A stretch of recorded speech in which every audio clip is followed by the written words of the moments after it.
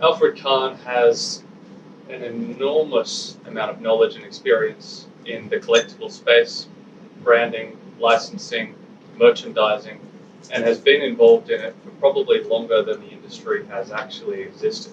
Oh. You are not that old. That's terrible. Terrible it may be. That's horrible. God. Well, hopefully you're still going to send me a Christmas card. Absolutely. But be that as it, I thought it might be I'm going to send you a interesting. digital collectible, actually. Well, thank you. You're welcome. A little spinning Christmas tree. Hey, I thought it would be helpful if we all, as non-collectibles, even though some of us are, got a little bit of an insight into the market that is branding, collectibles, merchandising, the space which Ecomi is currently playing in. So, Alfred, how did you first get into this space? Well, long story short, I was a toy buyer. You know, when I first started out, I worked for a major retailer in the United States. And when I was like 22, they gave me a worldwide ticket. It said, go around the world looking for toys. And I took these 8-week trips. At that time, it was Pan Am. It doesn't exist. And you could buy an all-inclusive world ticket.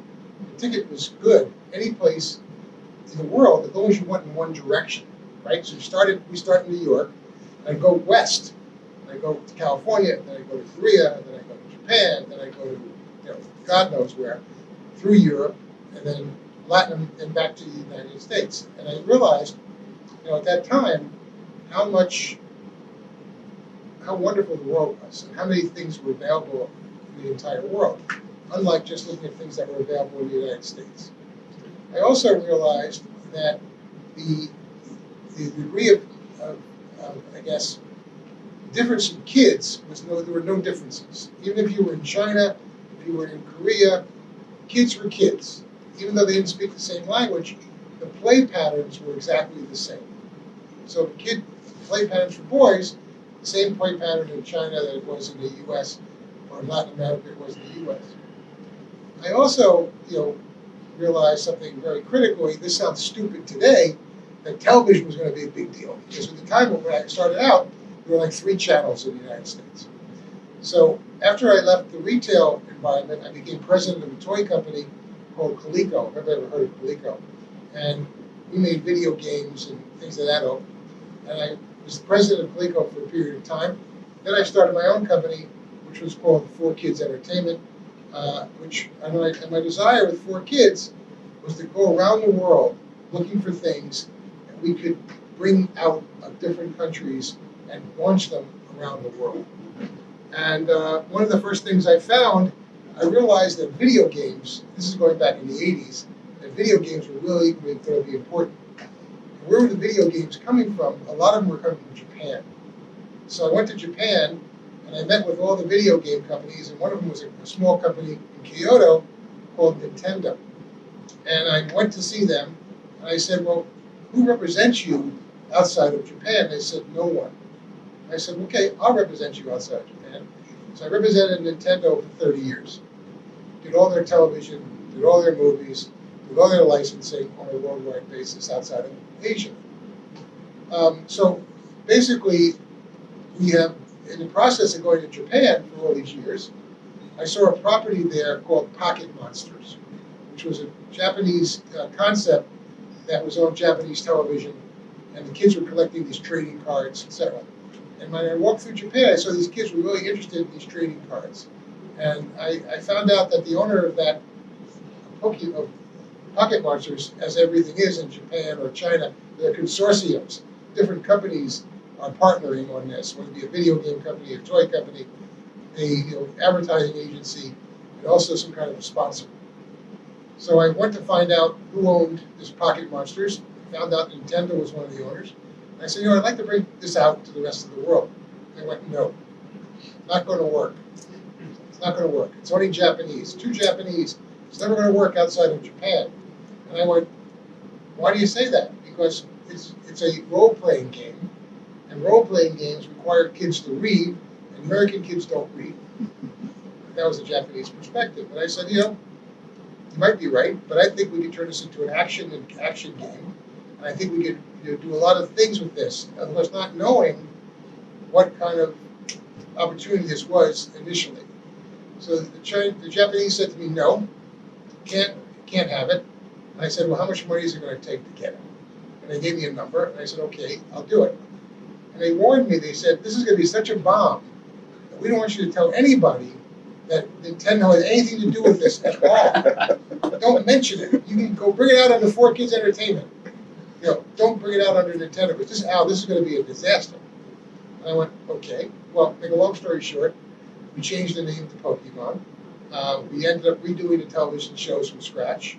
We ended up having to market this thing directly to American kids. And the way we did it was we did a videotapes, remember them?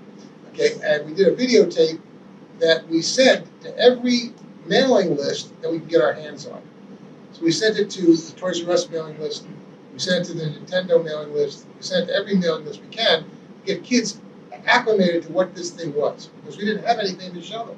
Similarly to Ecomi, we had the same issue. How do you get this thing acclimated? That's why I'm going to go back and forth between what happened then and what that lesson is for now. And the lesson for now is we have the internet. So we can do a lot of things on the internet to get kids to be interested in what we're trying to show them. And obviously, the internet, you do the same thing. You buy lists, you buy names, you do all kinds of things. You get the right target audience, then you can send them things that will help them understand what Ecomi is all about, what this collectible universe is all about. But the big thing that drove Pokemon was games. Pokemon card games, Pokemon video games, and of course toy lines. Pokemon, #1 license in the history of the world today. As he said, $65 billion. Star Wars #2. Pokemon, now 20-something years later, is still going strong. Unfortunately, I don't have it anymore. The Japanese got really smart and said they want it back. They said we were making too much money. That was their rationale for it. So we sold it back to them. But still, ultimately, the lesson was an obvious lesson, that things that are working in one country, if they're handled correctly, could work in multiple countries as well. Does anybody ever hear something called Cabbage Patch Kids? Is that something anybody's ever heard of? Yep. Okay, well, that's another story. I read an article about a guy in Cleveland, Georgia, who was an artist who was selling these soft sculptured dolls for $500 in a place called Babyland General Hospital. I flew down to Cleveland, Georgia, which was the middle of nowhere. And I see this guy has his hospital, it's like an old nursery, and there's people dressed in nursing uniforms that are running around taking you on a tour of this hospital, and in each location there are these $500 dolls, stagnant, sitting in these different displays, like in a hospital setting, in a school, in a cafeteria. And after you get through this whole little walkthrough, they say to you, would you like to adopt a cabbage? Their name of the thing was Little People from Babyland General Hospital. The hell was that? Okay, and I didn't understand that one. But in the middle of this whole tour, there was a cabbage patch. And there were heads of dolls coming out of cabbages. So I said to them, what's that? And they go, well, in Georgia, we believe that babies come from cabbages. And I went, in my mind, Cabbage Patch Kids. And I made a deal. We bought the rights worldwide for Cabbage Patch Kids. And became, obviously, again, a huge success. But again, no one wanted it. I went to Toys R Us. They said, you're crazy. This thing is not going to work. These are one of a kind. And yeah, they're one of a kind. How do we reorder them? We reorder them by a style number. You get an assortment. You don't know what your assortment's going to get. And looking at me like, we're going to buy something and trust you to ship it to us? I went, yeah, that's how it's going to work. And they went, no, we're not doing it. We're not buying it. And I said, well, one head of Toys R Us said we're not buying it. The other one said we buy everything. So we certainly thought we were going to get it there. The key there was, how do you get that thing noticed, right? What do you do? So what I did is I went to every city in the United States and I put together a park mass adoption ceremony in every city, where I would give Cabbage Patch Kids, invite school kids to come to this particular area and give them Cabbage Patch Kids and give them an adoption oath, which was picked up by every newscaster in the country. It was picked up all the time. I also bought the Macy's windows in 42nd Street, right? And I said to Macy's, I want to build a version of Babyland General Hospital in the windows of Macy's. And what I told him was, I'm not going to run any commercials. Lie. That was a lie. And I'm basically going to get people to come to your stores. They see these things in the windows, and it would be an adoptions position upstairs in the toy department. And this was in June, where you don't sell any toys in June. And I told him that, we're going to run an ad on Sunday, and the ad would be an ad that you would get, people would call in and order things if they liked it. Very much like the internet, except with a telephone. Back those days, they called in to a telephone number, and you made out an order, and you shipped them the order. Okay, but the week before this was going to go, we set up these windows in Times Square. I ran a slew of television ads. A slew of television ads. But I told the Macy's people, I'm not running anything. Because if it failed, I didn't run any television. But if it's successful, no one would care what I did, right? So we ended up changing the name, of course, to Cabbage Patch Kids. And another important thing is positioning lines. I love positioning lines. We had to come up with a positioning line for this concept. So the Pokemon line was gotta catch 'em all. Perfect. You gotta catch 'em all. That line today they still use, and the theme song we wrote they still use, which has been 20 years later. With the Cabbage Patch Kids, it was I'm one of a kind. I'm a Cabbage Patch Kid. There's nobody else like me. We ran those commercials ad nauseum in New York. So now the ad breaks. We ship them $500 at the Macy's, which is like a huge number of dollars because dolls at that time sold for $10, right? This thing sold for $30 because it was like expensive to make it and one of a kind. How do you make one of a kind stuff? By putting in new heads every day and new everything. So, make a long story short, I'm sitting in my office thinking what's happening at Macy. I get a call from the buyer. We have a real problem. I went, oh, failure. Here it goes. He goes, Al, we had $500. We sold them in 2 hours, and we have 1,000 rain checks on the phone. I said, whoa, I'm off to the races. And that's the point. The point is, how do you instill that kind of gestalt in terms of these collectibles? I think there are a myriad of ways to do it. A myriad of ways. And the good news is, today, we have the ability to use the internet. We have the ability to use VODs. We have the ability to do things that we couldn't do before. And one of the things we're going to do, we're going to give kids free digital assets. We're going to give them a chance to sample this thing on a worldwide basis and get them really excited about what this is. But the other side of this is the first confluence of games. I told you how important games are. Games and collectibles coming together. Because the driver here is going to be the gaming side. We're going to develop all these wonderful games, treasure hunts. Remember Pokemon Go? We're doing our version of Pokemon Go with the same team that did Pokemon Go. Can you imagine having to find collectibles, every place you live, and then you can either buy them or maybe you get them for free, depending on how lucky you are. We're going to have games every day on the site that are going to be like trivia games. You know how big trivia games are? And the idea is that the trivia game might be based on a specific character. It might be on Star Wars. And if you get the trivia game right, you get a Star Wars collectible. But also, you get the opportunity to purchase more Star Wars collectibles. But what are these collectibles? What the hell are they? What they are original pieces of art. They're original things that are built specifically for Ecomi. So, for instance, with Warner Brothers, we're making a deal for every prop that's in Harry Potter, every prop that's been in Superman, every prop that's been in Batman.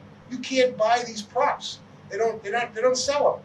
We're going to sell a digital asset that's authorized by Warner Brothers, which is the actual prop from one of your most favorite movies, in three-dimensional augmented reality. Who doesn't want one of those, right?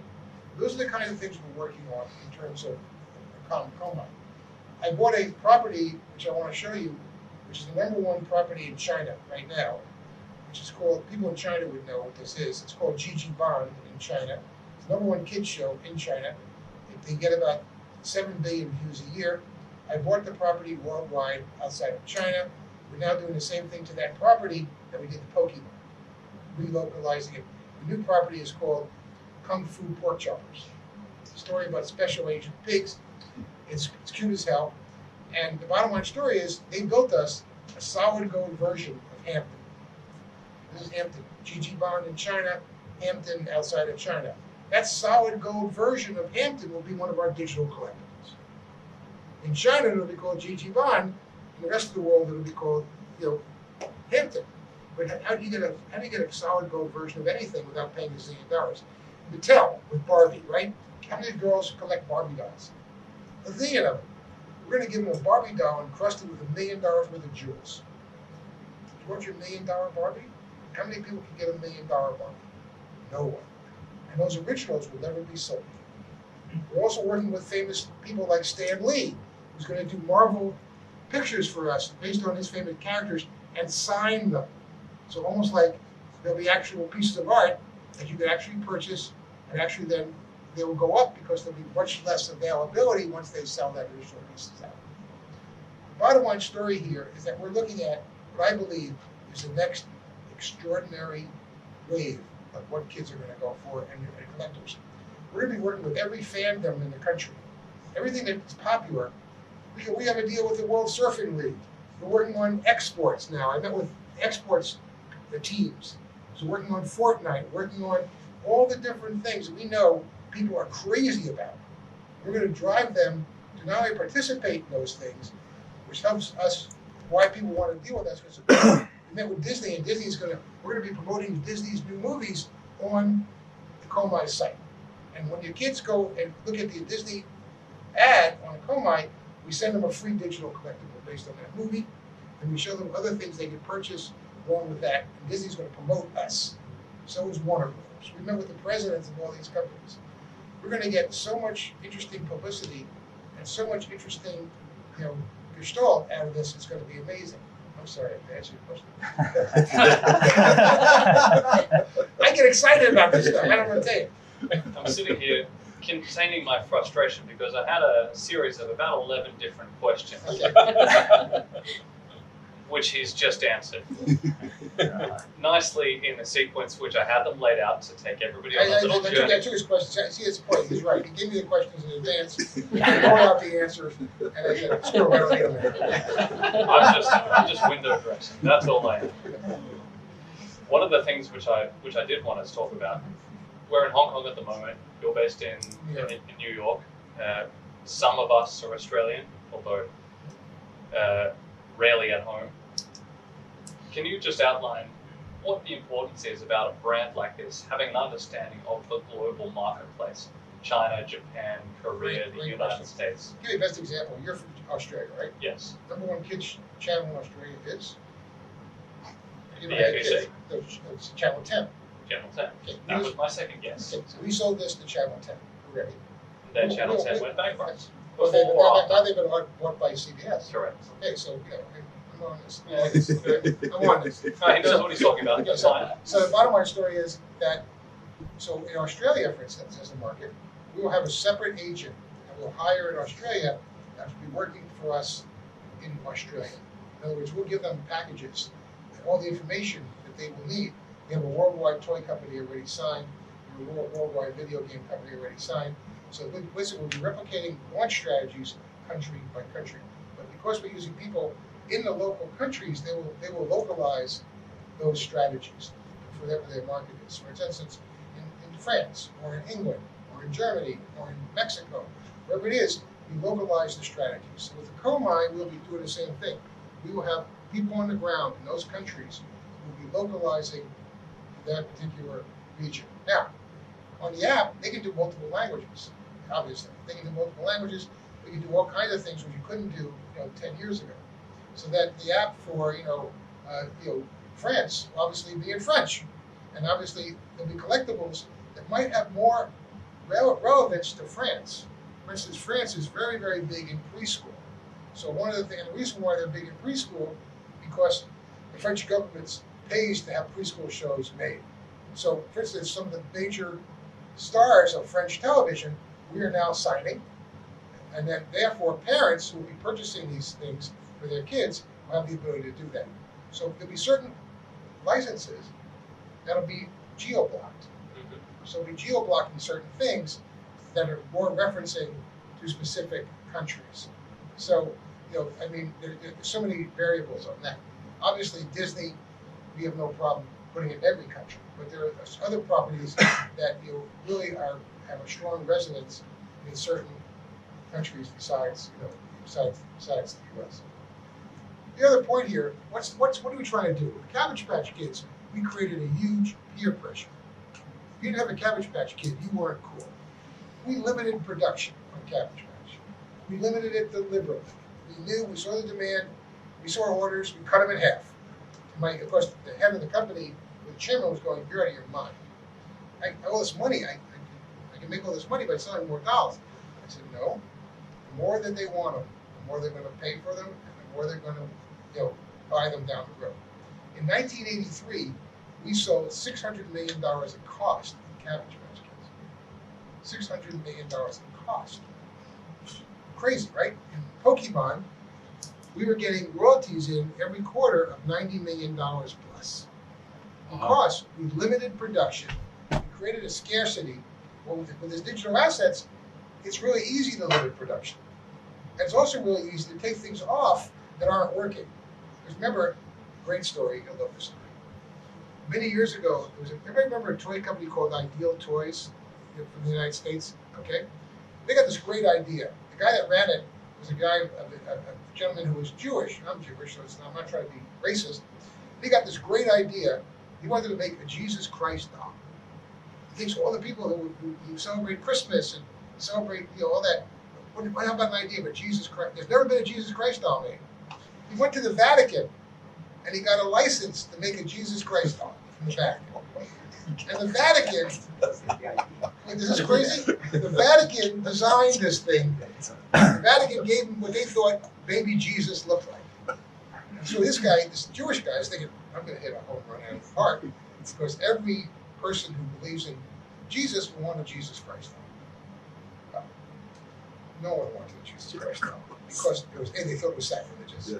And if you weren't Catholic, you didn't want it anyway, or Protestant. So what do you do with Jesus? How do you close out Jesus? That was the problem. They built all these Jesus Christ dolls. How do you close that out? You know what they did? I swear, they buried them. They buried them. They took a big hole and shoved them in. And every Easter they were coming out again. No. but the point was, with Ecomi, if something's not working, look, you hit the little delete button and away it goes. So there's no markdowns. The gross margins in Ecomi for licensors is amazing. We give them huge royalty rates because our cost of actual manufacture is limited to how much it costs to design the product and how much it costs to program it into an into an augmented reality app. Into an augmented reality figure or caricature. So all the things we've learned in the past, collectability, peer pressure, how to push the buttons of people, especially looking at things where people are really excited about certain categories. And right now it's esports. Right now it's surfing. Right now it's also all the sports leagues. We're talking to every sports league. We're not going to have baseball cards. We're going to have actual moving, talking baseball figures that actually tell the people who they are and what they're doing. How about that? Right now there's digital baseball cards. They don't move. You got to read the back of the card. Remember, the digital image is telling you what the back of the card says. The stuff we showed, that's not even close because we don't have the artworks. We couldn't really go to work on this. But these are the things that we're going to be all over the place with this. And every person who's interested in anything, whether it be Hello Kitty, whether it be Barbie, whether it be anything, we're going to be able to develop digital assets that are not only exciting, but also have gameplay attached to it. This is a huge job. It requires us to spend a lot of time. But these guys, I must tell you, I've worked with a lot of people. A lot of people I work with, you don't want to work with. I'll tell you that. But I've been sitting with these guys over the last couple of months and hearing their vision for what they believe this is, they are right on. I mean, I was really happily surprised. Now, David, I'll tell you a story. David. When I was doing Pokemon and Yu-Gi-Oh, I needed a New Zealand distributor to sell the cards, right? Somehow, we got hooked up with David, who I thought I never met. Literally at that time. He had card stores in New Zealand, still do, right? New Zealand and Australia. and he wanted the agency to sell Pokemon and Yu-Gi-Oh cards. Okay, we agreed that was a good idea. I thought David was probably in his 20s at the time, 25, something along that lines. So I ran into him again. He's now in his 30s. He was 17. Talking about a serial, entrepreneur. This is the man. Loved that. 17 years old. He had card shops. He was selling Pokemon cards.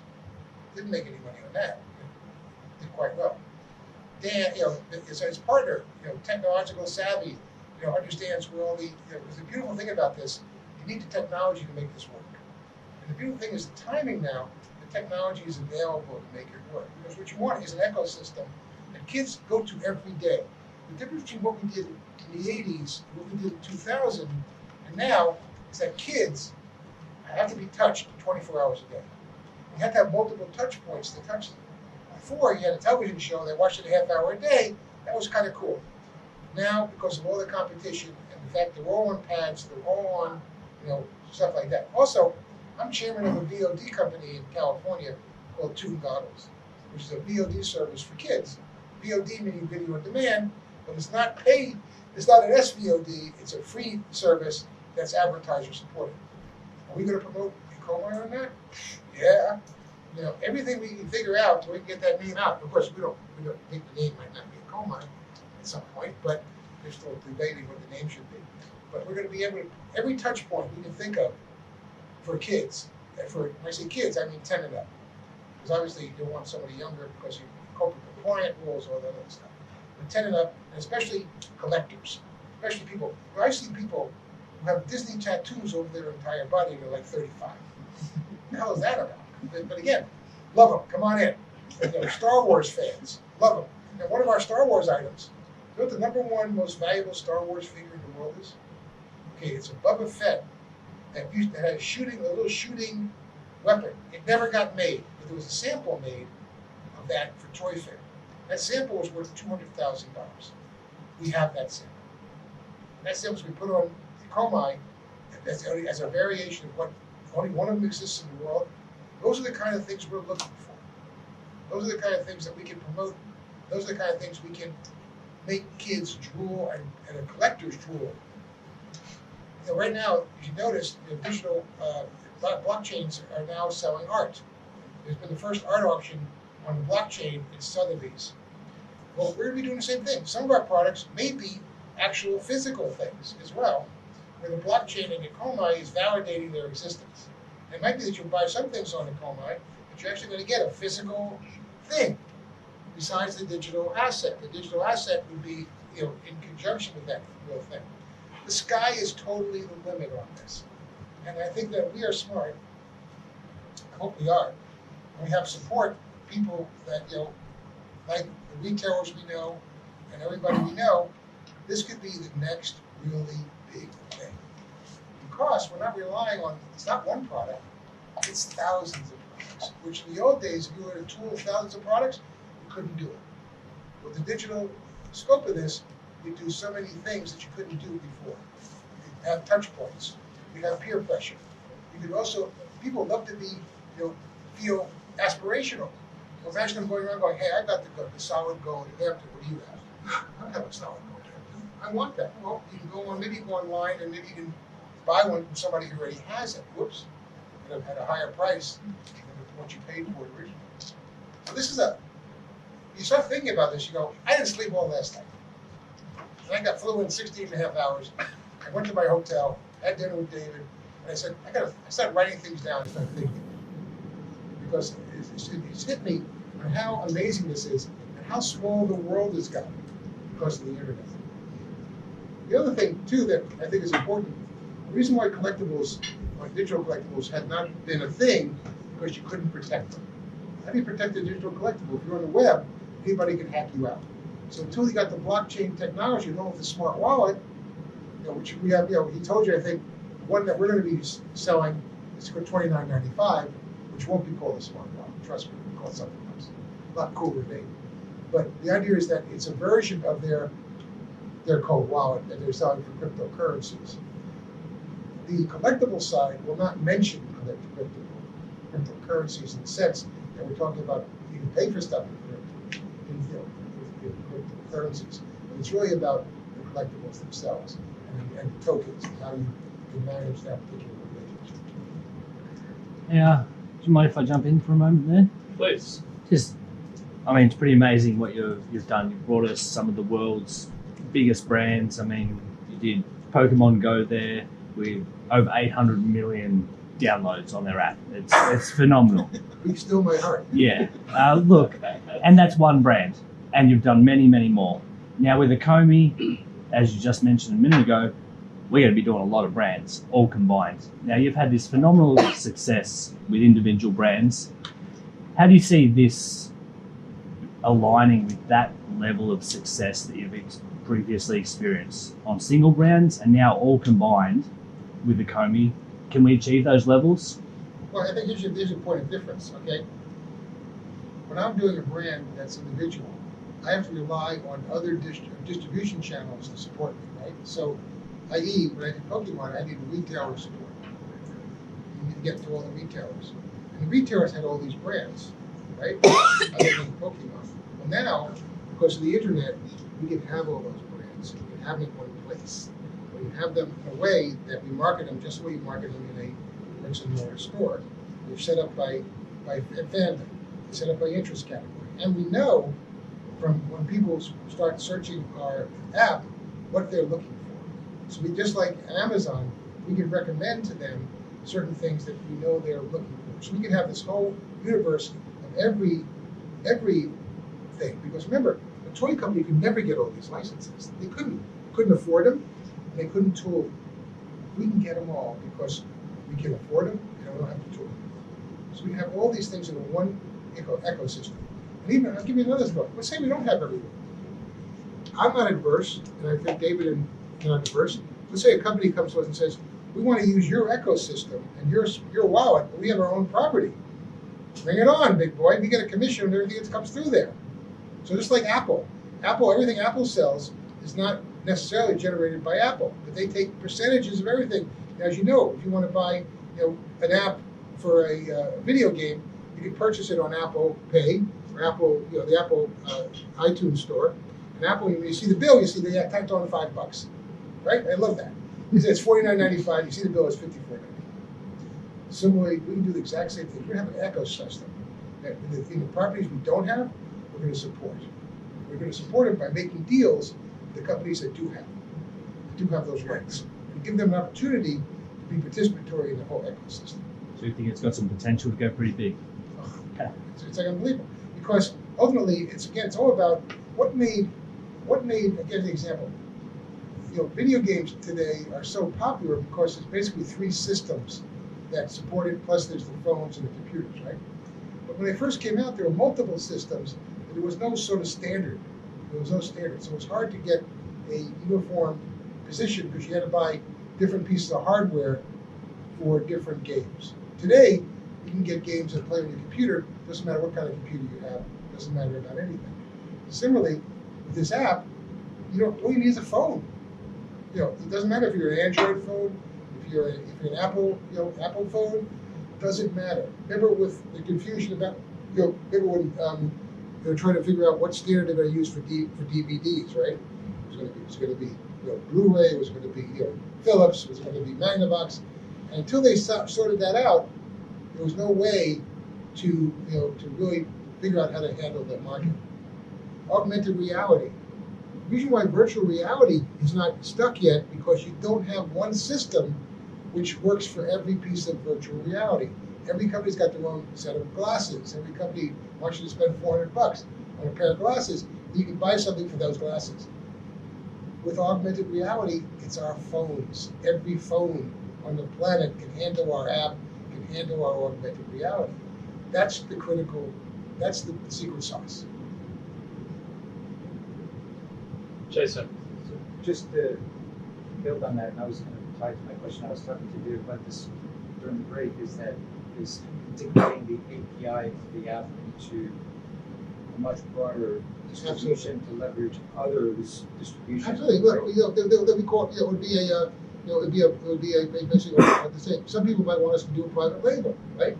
I can see certain companies saying to us, look, we'd like to handle our own digital assets, but you supply the back room and the wallet, and we get a commission every time something passes through that wallet. Right. Or passes, it's actually, so I think it's going to be a lot of private label. I also feel too that we're going to develop our own character groups. I believe we're going to develop influencers. You know how big influencers are? I've been developing influencers now for the VOD system that we're on. We're going to have our own influencers. We're going to be supporting on Ecomi. We're going to be talking to our collectors, and if those influencers get powerful enough, we're going to market them and use them as a licensing program. I expect to license some of the content that Ecomi has, another revenue stream. Besides making it digital collectibles, we'll make real collectibles. We'll make the T-shirts. We'll make publishing. We'll do all kinds of things because we're going to develop things that are owned by Ecomi as well. So the thing here is that the sky's the limit. And I think what we have going on for us is that we have the ability to do it first. Will there be competitors after us? Sure. As Netflix was first. The problem with what made Netflix work so well was that they finally figured out a way how you didn't have to watch that damn thing buffer every 20 seconds. The reason why streaming didn't work for a long time, you're watching the damn stream, all of a sudden it's buffering. Shit, this is terrible. Netflix figured out how to create a seamless space that you could watch something without having to worry about it buffering. That's when that took off. Well, similarly here, this is going to take off because you don't have to worry about anything except having a phone. And after that, you're in business. So I believe that, I think we're looking at it too narrowly. When we do a pitch with the licensors, we're talking about if they want to do a private label, we don't care. We don't care. And that way also for us, it's cheaper because we don't have to pay licensing fees, although we don't get the same margin. The margin is great. Cost of entry on this, in terms of, it's huge, but once you're set up, you can put anything through that system, right? It's like a cable operator who's getting killed right now because everybody's moving over to SVODs, but their cost of operation was setting up the network. Now, the network is being set up, and we can push anything in there that we think would work for us. I think the secondary market also is a huge market. I think once kids realize the thing is gone, they want it, but they can buy it, they're going to end up, other people are going to say, wait a second, I'm going to put this back on the market because I may be able to make a couple of bucks.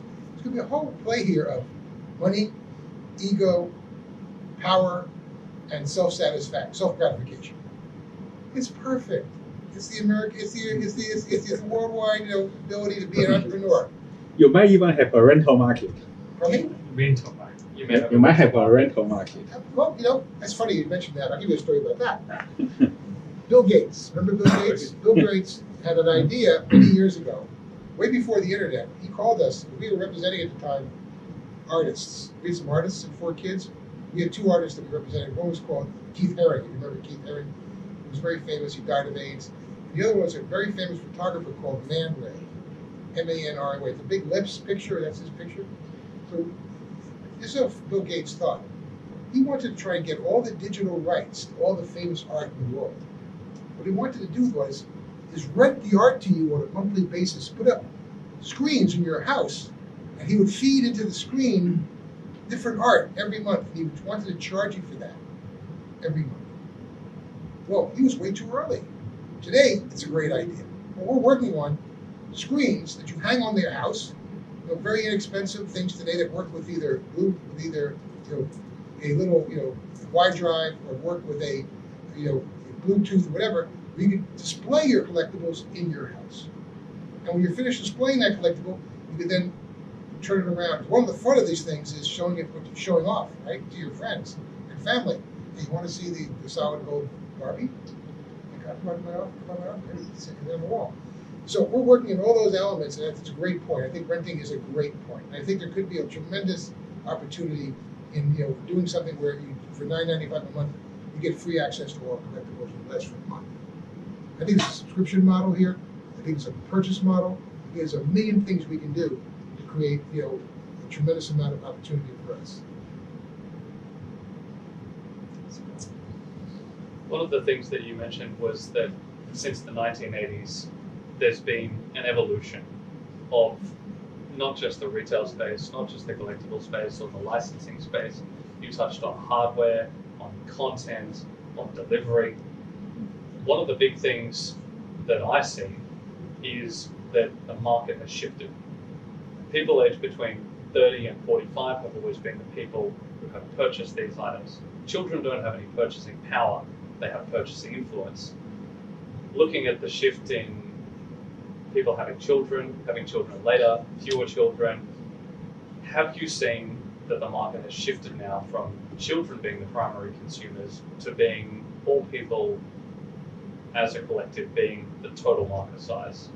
Well, of course, I think the market is segmented.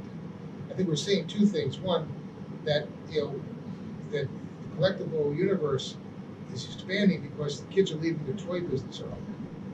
Right now, it used to be the target audience in the toy business was 6 to 11 for regular kids, and then preschool was like 2 to 4. Now, the big target audience is like 4 to 6 because kids are getting on their pads earlier, they're getting on iPhones earlier, and they're moving into the digital space much quicker than they did before. So that's one thing. Second thing is, all the people that grew up as Star Wars fans or Mickey Mouse fans, they're now collecting that stuff. You find my point? It's amazing. You go to Disney World, there are a lot of people there without kids. It's an amazing story. In my office, I have something I'm going to put on Ecomi. I told you about it. Everybody here? Yeah. Okay. We did that. We invented it. In my office is the actual original drawing that my artist did, which was the basis of. I'm going to give that to Ecomi. To rent. And then they can make a copy of that as a digital collectible. The original piece of art that was the basis. Because the people who collected as when they were kids, they want to relive their youth. That's another big opportunity for us. So I think you're absolutely right. And I think the beauty is that because kids are getting out of the toy business, and also we're not targeting this to 4 to 6 year olds. We're targeting this to 10 plus, because ultimately those are the kids that are on the pads, that are on the actual phones. The other thing about this, which is great, because of the tokens, the kid doesn't have to run to mommy every day and say, "Give me a credit card."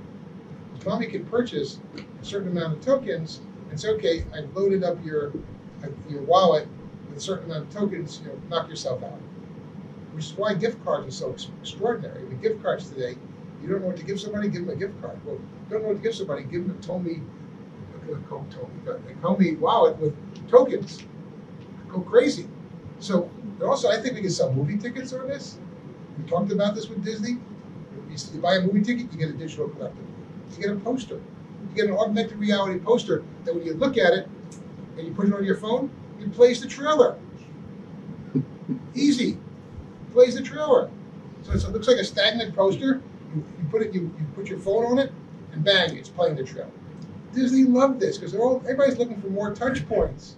This is a marketing bonanza for companies because they're looking for ways of reaching consumers that they haven't been able to reach before, or they want to continue the engagement. I told you, the engagement's got to be 24 hours a day, 7 days a week. So that's a lot of work. Are we up to the challenge, boys? Come here. Okay, you better be. I love the gift card idea. Yeah. So would I be able to go? Yes. And That's buy why a gift card and mail it to my nephew You in can Boston? Of course, exactly. Yeah. Because remember, Yeah. how many Apple cards do you buy for Christmas? The Apple store, any store in the country sells Apple gift cards. I asked one of my grandchildren. It's hard to believe I have grandchildren, but I do. And they say, "What do you want?" Oh, they want anything that's Apple. So you go out and buy them a gift card. You shove that in the mail. Great. Well, we're going to do the same thing. You sell gift cards. The beauty of gift cards. What about gift cards? Not all of them get redeemed. They lose. Lost tokens forever. Yes. We did a survey about gift cards. What percentage of gift cards, don't get ever cashed? And it's the best thing in the world. It's free money. The other side of it is you put an expiration date on it. That's something new. You throw an expiration date on it. So you think you have this gift card for 27 years, and if you look at it, it expired. Sorry, but I think it's a big idea of gift cards. And also, remember in the stores, Dave didn't talk about the package in the store, which has the smart wallet and it has a digital asset. We're going to make it so that the smart wallet is free. we're to give them $29.95 worth of digital assets, if they can compare the price on our website or on our app, they're getting a free wallet because they're getting $29.95 worth of digital items. So it's a free purchase, basically. And of course, if I'm a kid, Mom, I need to call my gift card for Christmas or whatever the hell we're going to call this thing.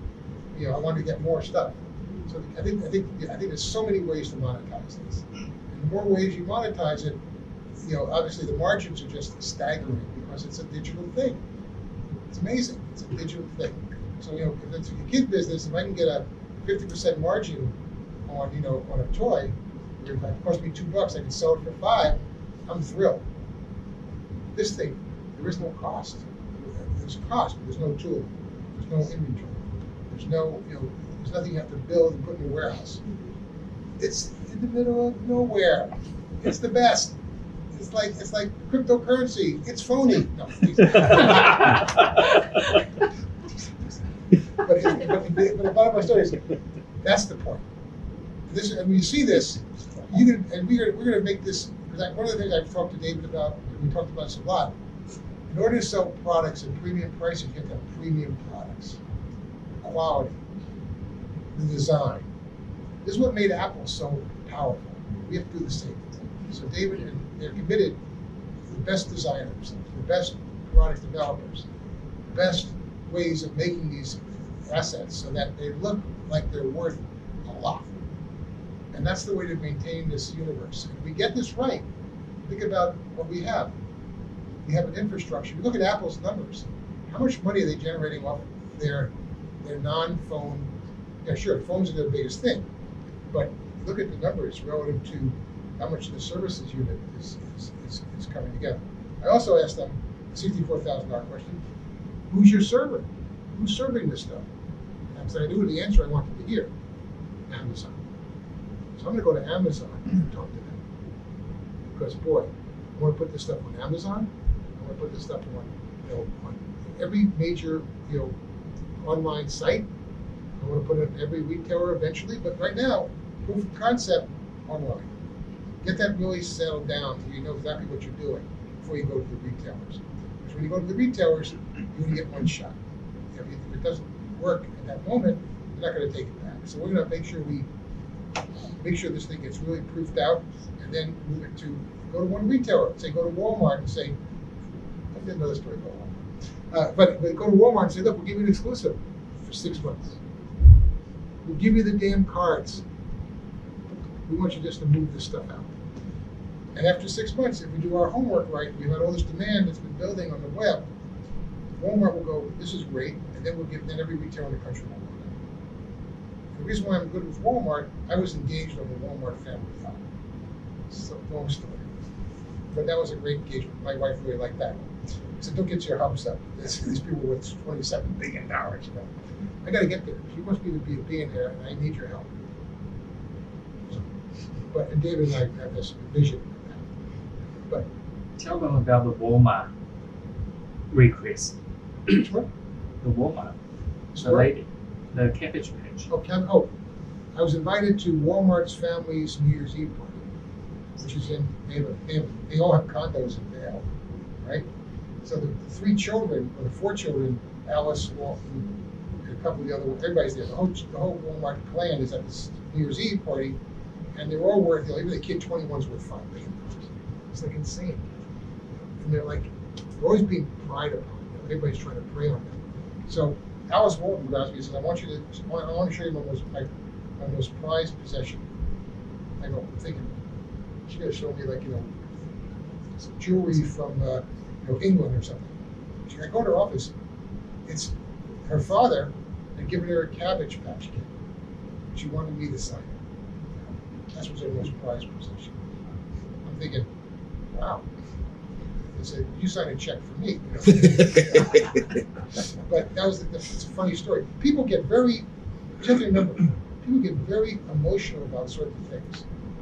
And we have to play up that emotion when we develop all these things.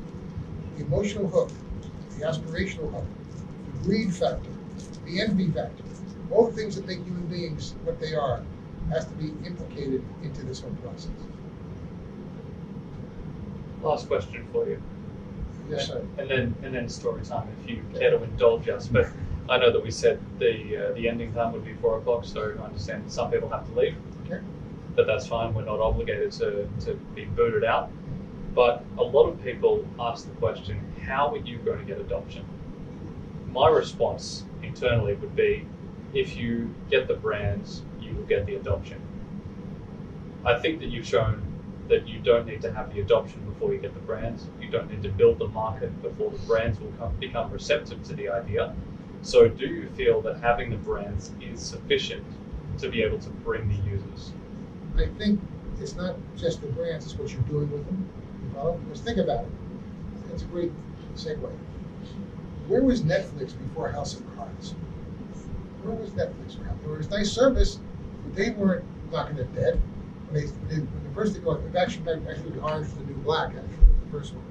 The originals really started to garner attention where people had to have that original, wanted to see it. The only way they could see it was by getting a Netflix subscription. Well, similarly here, if I'm showing Boba Fett Star Wars, and no one's ever had one, but you can get it by going onto the Ecomi app, which is free, and getting a smart wallet or whatever the name's going to be. That's how we're going to do it. So it's not brands alone. It's what's inside those brands. So our first launch priority should be exquisite, really rare collectibles that will eventually be, and some of them might even give away. Because again, we might do a sampling program that enables kids to get involved in this and see the excitement for themselves when they go home and show their friends what they have. So I think it's not just the brands, which I think are critical, but it's also what items we bring out first. There's one big competitor, which I think they showed you on the board, which makes pieces of shit. Excuse me. They're not very good. That's right, that's very good. Yet they're selling hundreds of millions of them. I don't get it. So the point is, kids are getting used to buying crap on the web. We're going to show them gold on the web and gold on the thing. So I think it's a combination of, again, it's peer pressure. It's you want to just have something that you can show off. Showing off is a big deal. I love my I love this card, this wallet, to have something like to be very showy. Even the wallet could be something very, very interesting. That when kids show their wallet, they go, "What is that? What is that?" There's also another game here. It's the Razor Blade game. It's the video game. The Razor is the digital assets. I'm sorry, is the card. The digital assets are the blades. So there's this wonderful, more installed base we get on the cards, the more we can get people to purchase additional, digital assets. So I think it's a combination of the brands. It's a combination of making sure that those things are really amazingly exciting, and make sure kids are aware of it. So it's an advertising challenge. It's a awareness challenge. It's also having the right things that we can actually show. Anybody have any more questions for Al? Do a bit of socialising and wrap it up. What do you think? Sounds good. Thank you. Thank you very much, Al. Sure. We appreciate it.